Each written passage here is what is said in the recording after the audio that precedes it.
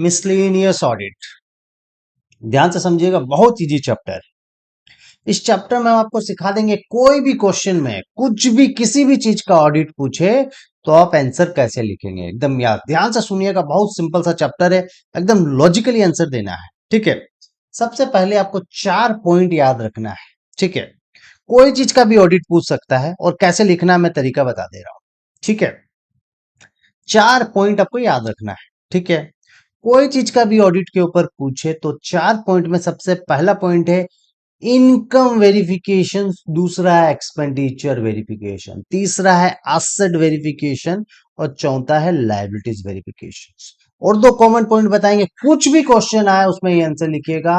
अब इसको आंसर को लिखना कैसा, उसका तरीका जानना बहुत जरूरी है। देखिए, जैसे हॉस्पिटल का ऑडिट आया है, हम 4 इंपॉर्टेंट पॉइंट लिख दिए आगे।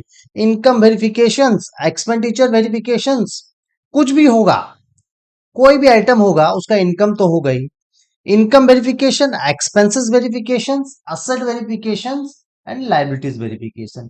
ये 4 इंपॉर्टेंट पॉइंट याद रखना है। और एक कॉमन पॉइंट है जो system of internal control and system of internal check. याद देखिए, examine system of internal control और एक पॉइंट बनाइएगा examine system of internal check. ये 6 पॉइंट हो गया। कोई भी क्वेश्चन आए उसमें लिखिएगा। और एक पॉइंट है जो सबसे लास्ट में बताएंगे। ठीक है, इनकम वेरिफिकेशन। सबसे पहला पॉइंट आपने लिखा इनकम वेरिफिकेशंस। अब दिमाग लगाइएगा, इनकम वेरिफिकेशन मतलब क्या चीज का, हॉस्पिटल का बात हो रहा है यहाँ। हॉस्पिटल का इनकम कहां से आएगा, सिंपल सा भाषा में है, पेशेंट लोन से आएगा, ये हमको पता है। हॉस्पिटल का बात हुआ तो हमको समझ में आ गया कि पेशेंट से इनकम आएगा।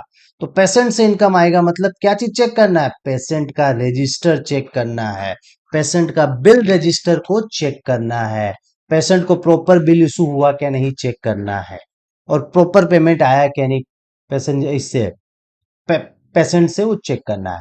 तो इनकम क्या चीज से जनरेट होता है, अपना लॉजिक को आपको लगाना पड़ेगा कि इनकम वेरिफिकेशन में हॉस्पिटल में इनकम कहां से आएगा, पेशेंट से आएगा, सिंपल सा चीज है। तो पेशेंट से रिलेटेड डॉक्यूमेंट को चेक करना पड़ेगा। तो रिलेटेड डॉक्यूमेंट क्या, बिल रजिस्टर्ड, पेशेंट का बिल कॉपी। थोड़ा सा दिमाग को लगाते हुए काम कीजिएगा। दूसरा एक्सपेंसेस वेरिफिकेशन। एक्सपेंसेस क्या होता है हॉस्पिटल का, हॉस्पिटल दवाई खरीद के देता है पेशेंट को, हॉस्पिटल का खर्चा है। हॉस्पिटल नया नया इक्विपमेंट लगाता है, नया नया मशीन लगाता है पेशेंट का टेस्टिंग के लिए, वो खर्चा है। तो vouch purchase of medicine and equipment with their register. जो मशीन खरीदा है उसका बिल के साथ आप पूरा कंपेयर करेंगे, प्रॉपरली मिल रहा है कि नहीं, और जो मशीन बोल रहा है हॉस्पिटल है उसका एसेट के अंदर एक्चुअल में वो है क्या नहीं, तो और खर्चा उसका एक्चुअल खर्चा है क्या नहीं, प्रॉपर बिल मिला के चेक करेंगे। तो एक्सपेंसेस का जो हॉस्पिटल का है उसको प्रॉपरली चेक किया जाएगा रजिस्टर्ड और बिल के साथ। या देखिए, भाउच purchase of medicine and equipment with their register and bill. जो परचेज बिल, जो मेडिसिन परचेज कर रहा है उसका रजिस्टर को मिलाएंगे, कौन कौन सा मेडिसिन का एंट्री कर रहा है, उसका बिल के साथ एक्चुअल है या नहीं, वो सब। और हॉस्पिटल का खर्चा क्या है, स्टाफ लोगों को सैलरी जो दे रहा है, डॉक्टर लोगों को जो फीस दे रहा है उसको टाइमली पेमेंट हो रहा है, किसी का ड्यू है क्या नहीं चेक करेंगे। Examining salary payment to staff etcetera, depreciation का खर्चा एटसेट्रा एक खर्चा है। तो एक चीज समझ में आएगा, इनकम हमको दिमाग लगाना पड़ेगा कि इनकम कहां से आ रहा है, दूसरा खर्चा उस चीज में कहां कहां हो रहा है। अब तीसरा एसेट वेरिफिकेशन, याद रखिएगा उसका एसेट को फिजिकली वेरिफिकेशन ऑफ एसेट होना चाहिए। अब एसेट में क्या होना चाहिए आप लिख दीजिएगा। तो यहाँ देखिए, physical verification of investment, fix asset and inventories, ये कॉमन है, सब में लिखिएगा। लाइबिलिटीज वेरिफिकेशन, हॉस्पिटल बनाते समय कुछ लोन का लिया गया है या नहीं उसको चेक करना है। एग्जामिन लोन रिपेमेंट, लोन का जो हॉस्पिटल बनाते समय जो लोन लिया गया, जो लाइबिलिटीज ली गई है उसकी रेगुलरली पेमेंट हो रही है क्या नहीं, मशीन यदि ईएमआई में लाई गई है उसकी रेगुलर पेमेंट हो रही है क्या नहीं, तो लोन का लाइबिलिटीज का वेरिफिकेशन होगा। Examine system of internal control and internal check, ये बहुत सिंपल है। अब एक याद देखिएगा, प्रीलिमिनरी मतलब इनकॉर्पोरेशन डॉक्यूमेंट, जैसे इनकॉर्पोरेशन रिलेटेड डॉक्यूमेंट देखिएगा, जैसे ट्रस्ट डीड है, मेमोरेंडम ऑफ एसोसिएशन है, आर्टिकल ऑफ एसोसिएशन है एटसेट्रा। तो 4-5 पॉइंट सर एकदम कॉमन है। इनकम को वेरीफाई करेंगे, एक्सपेंसेस को वेरीफाई करेंगे, एसेट को वेरीफाई करेंगे, लाइबिलिटीज को वेरीफाई करेंगे, सिस्टम ऑफ इंटरनल कंट्रोल को एग्जामिन करेंगे और एग्जामिन करेंगे सिस्टम ऑफ इंटरनल चेक। कोई सा भी ऑडिट आए ये 4-5 पॉइंट कॉमन है, याद रखिएगा। अब देखिए, सपोज ये बैंक आता है, तो बैंक का इनकम क्या होता है? इंटरेस्ट। ठीक है, बैंक का इनकम क्या है? इंटरेस्ट। जो लोन पे जो इंटरेस्ट दिया है, बैंक से कोई लोन लेके रखा है, वो प्रॉपरली इंटरेस्ट दे रहा है कि नहीं, एक्चुअल बेसिस में इंटरेस्ट को रिकॉग्नाइज कर रहा है कि नहीं, इनकम होता है। बैंक का खर्चा क्या है? एक इंटरेस्ट बैंक का खर्चा भी है, याद रखिएगा। खर्चा कैसे, ध्यान से सोचिए। सेविंग बैंक अकाउंट पे प्रॉपरली इंटरेस्ट दे रहा है कि नहीं, स्टाफ लोगों को सैलरी प्रॉपरली दे रहा है कि नहीं, एक्सपेंसेस में सैलरी तो कॉमन है, एसेट लोन और लाइबिलिटीज लोन बैंक के लिए दोनों है। समझे, एकदम दिमाग को यूज करके कीजिएगा। दूसरा एक दो एग्जांपल करेंगे, आपको सारा समझ में आ जाएगा। देखिए, audit of a charitable trust, ध्यान से सुनिएगा, ध्यान से सुनिए, बहुत इंपॉर्टेंट है। Charitable trust, audit of a charitable trust, 6 points हम आंख बंद करके लिखते हैं। Income verification, expenditure verification, asset verification, liabilities verification, preliminary, याद रखिएगा, ध्यान से सुनिए, preliminary and system of internal control and internal check. अब देखिएगा, चैरिटेबल ट्रस्ट में इनकम क्या है? ट्रस्ट का इनकम क्या है? दिमाग लगाइए, डोनेशन। सर ट्रस्ट का कॉमन चीज है, बेसिक इनकम है डोनेशन। तो डोनेशन का रिसिप्ट और बैंक स्टेटमेंट के साथ मिलाएंगे, प्रॉपरली डोनेशन रिसिप्ट हो रहा है क्या नहीं। दूसरा क्या है? मेंबर्स लोग से यदि फीस आ रहा है तो उसको भी ट्रस्ट का इनकम मानते हैं। खर्चा क्या है? सैलरी पेमेंट टू स्टाफ सबसे बेस्ट है। Asset verification, physical verification of asset होना चाहिए, asset investment of fix asset और इन्वेंट्री जो एक्सेट्रा। लाइबिलिटीज वेरिफिकेशन में examine current liabilities and non current liabilities, ये वर्ड लिखिएगा, ठीक है। Examine system of internal control and internal check, ये 6 पॉइंट आप कोई भी ऑडिट आए उसमें लिखिएगा। अब नेक्स्ट क्वेश्चन में आते हैं, देखिए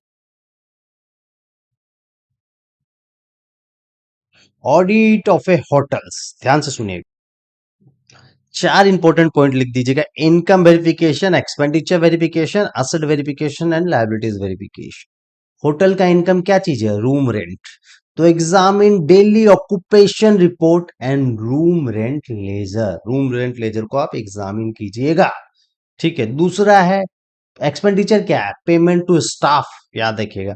एसेट वेरिफिकेशन में सिंपल सा लिखिएगा, physical verification of inventories, fix asset and कुछ और, यदि कुछ होटल का रहा तो लिखिएगा। लायबिलिटीज वेरिफिकेशन में क्या है? Current liability and non current liability. Simple सा लॉजिक करके ये 4 पॉइंट पे लिखिएगा आंसर। अब नेक्स्ट में आ जाइए,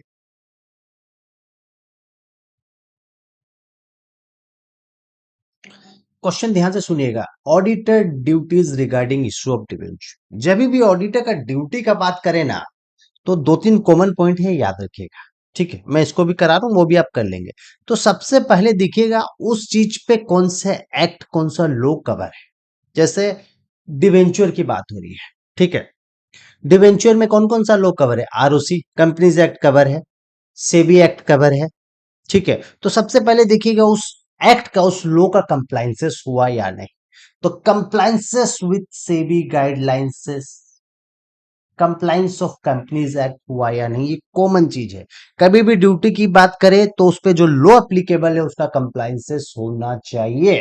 तो compliances of SEBI guidelines, compliances of companies act, वो हुआ क्या नहीं चेक करना है। अब देखिए, examine prospectus has been filed for debenture issue. यदि कंपनी कोई भी डिबेंचर इशू करता है तो उसका एक प्रोस्पेक्टस फाइल करना पड़ता है, वो फाइल हुआ क्या नहीं। Examine application money with LOT, माने जिसको डिवेंचर इशू हुआ उससे पैसा आया क्या नहीं। Examine debenture trust deed, debenture trust deed क्यों एग्जामिन करना है? कि जिस रेट ऑफ इंटरेस्ट पर डिवेंचर का बात हुआ है वही रेट ऑफ इंटरेस्ट में डिवेंचर इशू होना चाहिए, सिंपल सा चीज है। यदि डिवेंचर मॉर्गेज में कवर होगा तो आरओसी में चार्ज क्रिएट करना पड़ेगा। If the debenture are cover by a mortgage then charge has been created with ROC, ROC में सीएचजी फॉर्म फाइल करना पड़ेगा, वो चीज है, ठीक है। अब एक लास्ट क्वेश्चन है, different between statutory audit and internal audit, ध्यान से सुनिएगा, बहुत सिंपल सा क्वेश्चन है। देखिए, देखिए स्टैट्यूटरी ऑडिटर को अपॉइंट कौन करता है? शेयर होल्डर, याद रखिए, और हटा भी सकता है शेयर होल्डर। तो अपॉइंटिंग अथॉरिटी और रिमूवल अथॉरिटी स्टैट्यूटरी ऑडिटर का कौन है? Share holder.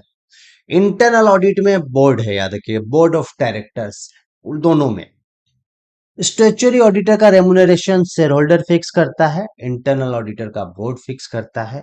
और यहाँ पर स्टैट्यूटरी ऑडिटर अपना रिपोर्ट शेयर होल्डर को देता है, इंटरनल ऑडिटर अपना रिपोर्ट्स कंपनी का बोर्ड को देता है। ये क्लासेस यहीं खत्म हुई। Thank you.